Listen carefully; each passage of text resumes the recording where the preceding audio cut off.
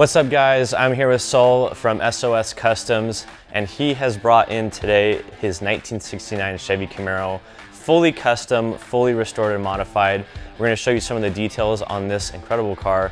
Check it out.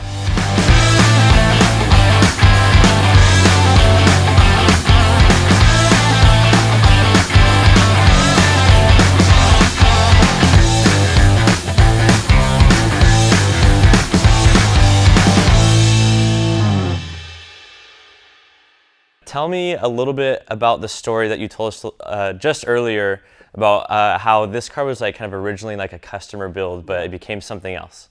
So originally, like, a customer came in to us and was like, hey, you know, I want you guys to build me my my dream car, 69 Camaro. He's all, it needs a little body work. And the paint had little cracks here and there. He brought it in. We ended up switching quarters, fenders, a lot of patchwork because the car came from back east. So that he wasn't aware of. So by the time he was done, you know, he spent probably close to maybe 20-25 grand in the paint and body alone. So we knew what we put into this car. And it was cool because we were talking about the color, and he's like, hey, I want something more like kind of RestoMod look, you know, that's kind of like black. I want to get rid of the chrome. And so we had a bunch of like paint ideas that we went through, and we ended up picking, you know, this color. And so we did the paint, we did everything we needed to do. He took it and he had it for, you know, 3 years. So he enjoyed it, took it to car shows, good guys, you know, won some awards and had fun with it. One day he calls me out of the blue and says, hey, Saul, I know you sell cars. You know, you think you could polish this up and put it up for sale? And I go, what car are you trying to sell? He goes, the Camaro. I go, you're trying to sell the Camaro? Like, what are you talking about? Dude, I thought that was your dream car. I was like, say no more. I'm buying it, you know, because I knew what went into it. So the details on this car are very meticulous. Let's start with the paint and tell me a little bit about what the color choice was for that. So the color choice that when we originally talked to the customer, he was kind of torn between kind of 3 colors that we laid out like on spray cards. So one was like the Nardo gray, one was the Sonic metallic gray, and one was like a solid like cement gray. So the Nardo gray is more of a more charcoal color, a little bit darker, and then the cement gray is more lighter, and then the Sonic gray kind of had that in between. So it had that kind of pastel solid color, but I don't know if the camera could capture it. This has a pearl. So this original color is from, and kind of modified, you know, we switched a little bit more pearls or whatever, is from a Sonic gray from Honda. Yeah, it's like, it has a very mean look, but it also has this kind of low key, like almost kind of undercover appearance, because what it's really hiding under the hood is something quite powerful. So let's take a look under the hood and see what we're working with there. Let's open it up. And the idea too of me putting these arrow catch latches on here was partly due to something that's under here, which is that puppy right there, LS3. And what's going on here is we have the pipe that goes through here, which is the intercooler. So normally on a Camaro, you have your latch that goes right in the middle here to latch the hood, but that's not possible because we have a big old front mount intercooler. So the other way we had to do it is put some latches on there, and that'll secure the hood. So tell me about this LS3 and the twin turbos on it. It's gone through some changes over time, right? Yes. Tell me about all the extensive modifications that have been done here. So originally, obviously, these cars come with like a 350 or even a big block, but you know, now with everything being so modernized and kind of enjoying the classic look with like a modern motor that is turnkey, you get in there and start it right up, is everybody goes LS. That's the new wave of the future. Like back in the days was, oh, upgrading a 350 and this, but now this is like the new wave of, you know, doing all the classic cars. What I did before, and I don't know if you guys saw it before, was it didn't have no engine cover, so it had like the stock LS look, you know what I mean, on the manifold. So like the manifold looked like the stock regular LS manifold, and it didn't have none of these covers. And so for me, like, to kind of give it that next step or that RestoMod look was to be you know, clean up the engine bay, the cover, make a custom, you know, cover nice, all covered up. Obviously the brake, you know, wheel wood. Well, there's always a big debate about when you have an LS3, do you supercharge it or do you turbocharge it? And what kind of made you decide on turbocharging versus supercharging?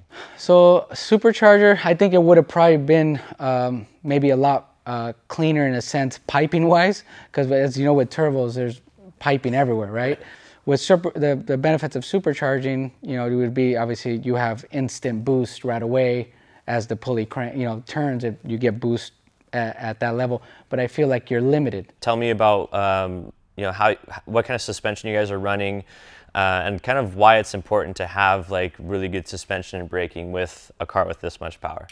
So originally on these cars, you know, the suspension obviously was not that great to begin with, right? A stock Camaro, it had, you know, spring with the shock in the middle, and the back was leaf spring.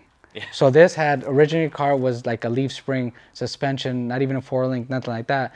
So from going to tubular arms, fully adjustable coilovers, you know, different spindles, so you have all the newer suspension, power steering in the front, and then in the back going full 4-link suspension, it's a day and night difference. I mean, you're turning the whole car to a more modern car. You know, it rides a lot better. Like, you know, me driving down the road, it just, you know, it feels like I'm driving a newer car. Like, you know, if you hit a bump, you're not like swaying all over the place, or like you feel like it, you know, kind of dips or anything like that. It's like solidly planted. And then from there, obviously you want to be able to stop it. So we went with you know, big brake kit all the way around. We went 6-piston front brakes, 4-piston rear. And I mean, that day and night difference, like stop it, you know what I mean? Having that much power, you know, obviously you want to be able to stop, you know, because it's scary when you're going that fast and you're like, oh, you know, is it going to stop, you know? So right, yeah, I mean, it's one thing to have 700 horsepower. It's another thing to make all that power manageable in an old car. And so putting modern suspension, modern braking on it is definitely crucial. And then how about the wheels? So originally the wheels came with this car, and they are like a custom, like a billet wheel. Mm-hmm. And so originally these were polished. So it had, I believe that the center stayed, it's like almost like a graphite, kind of like a gunmetal look. And the lip was polished. So originally when we obviously got the car, we wanted to get rid of all the polished stuff like chrome and everything like that. So we went ahead and sanded it, prepped it, primed it, and painted the wheels in gloss black, and left the charcoal kind of gunmetal center to kind of get rid of all the polished look that, you know, that we were trying to kind of match the whole car with. Let's kind of walk through the interior a little bit and tell me about what you guys chose for this interior setup. So the interior that we went, obviously the original bucket seats that are on there, the car, obviously you would probably just slide right off it because there's really it's not really of a bucket seat. So we tried different, originally it was kind of like a TMI kit that we were gonna put in here, but then we went ahead and kind of customized it, where we obviously did a more RestoMod kind of look. Instead of a regular door panel, it's all been like fiberglass molded, kind of makes it more 3D. Did a full console in the center. The back seats are more bucket look, like the foam is changed, and we did all the upholstery in like a leather with suede combination, which is what the door panels have. It's a black with white kind of stitching. But the front seats that catch you right away, if you know, it's out of a like 2005 BMW M3. Oh. So they have the M Sport kind of in the headrest there, and they have the built-in seat belts. They're fully adjustable up and down, so they're all power seats. And obviously it's more of a bucket race seat, so it definitely will hold you, you know, a lot better when you're going 100 plus or going around corners. Let's walk around to the driver's side and kind of take a look on that side of it. I noticed you got a Momo steering wheel over there. So the transmission that we went with, I kind of paired it up with a T56. So it's the same 6-speed out of, like, say, you know, a newer modern Camaro. Okay. So out of like a 2014, you know, Camaro 6-speed. We went with the McLeod twin disc clutch set. So it has a better, obviously a better engagement, so it shifts. It has a Hurst shifter on it. So, you know, you're able to adjust the pedal, which is cool with the clutch. Like, you know, you can adjust the pedal height wherever you want it to be. You know, and it's a lot funner to drive, especially obviously if you're having an automatic to a manual car, you know, you can actually enjoy the car driving it being a manual car, you know. And the wheel that we went, like you saw, the Momo steering wheel was, I was trying to find something that can kind of bring the modern, you know, that resto look, but kind of match the interior. But because we kind of have suede and leather, that has a little bit of suede on the steering wheel, and just kind of, and it's obviously a lot smaller, not compared to a big old Camaro wheel that, you know, it's like 18 inches, you're trying to turn it like a truck. So you have more modern feel. Obviously the power steering's upgrade, so it's a lot more responsive. You're able to, you know, kind of obviously enjoy it more while you're driving.